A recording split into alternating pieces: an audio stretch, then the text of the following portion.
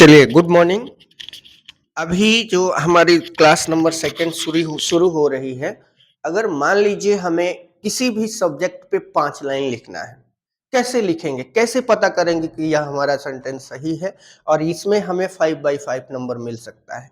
उस चीज को जानने के लिए अभी तुरंत हमने वीडियो अपलोड किया है, जाके देखना। इस सेंटेंस करेक्शन उसको देखना है, उसको समझना है, फिर आपको ये बात पता चल जाएगा ना कि कैसे हम लोग उसको आगे लेकर के चलेंगे।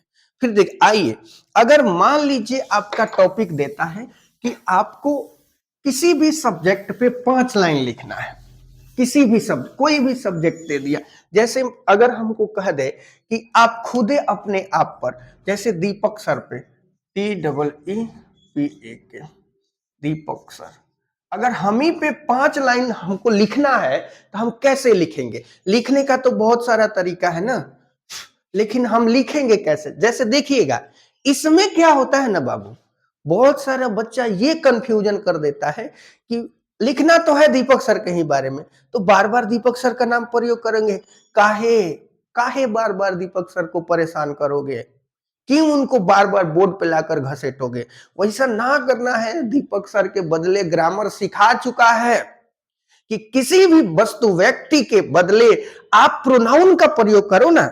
जैसे अगर मैं बोलूं आपको लिखना है फर्स्ट लाइन, तो पहले मेरा पहचान बताना कि मेरे ही बारे में लिख रहे हो। जैसे मैं कहूं DEEPAK, दीपक सर इज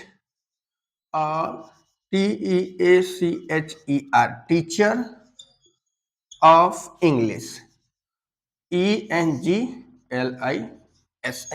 चलो, मैंने फर्स्ट सेंटेंस में अपना परिचय दे दिया कि दीपक सर कौन है, तो इंग्लिश के टीचर हैं। दीपक सर क्या है, तो इंग्लिश के टीचर है। लेकिन अगर मान लीजिए हमको दूसरा ही सेंटेंस लिखना है, तो क्या यहां पे फिर मैं दीपक सर लिखूंगा? क्या मैं फिर अपने आप को यहां इंट्रोड्यूस करूंगा? तो नहीं, बार बार आपको अपना इंट्रोड्यूसिंग करने का आवश्यकता नहीं है। आप मेहनत करो, लोग आपको खुद जानना शुरू कर देंगे।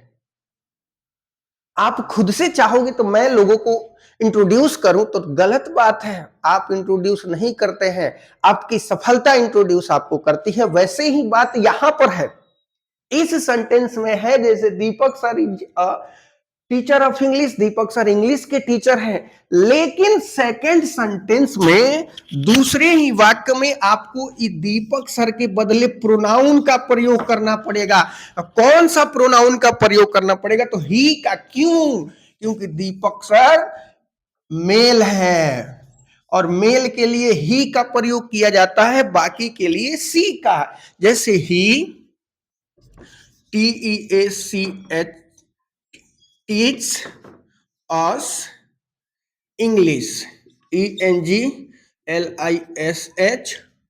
on YouTube, YOUTU, on YouTube platform, PLATEFORM, जो हमें कहाँ पढ़ाते हैं?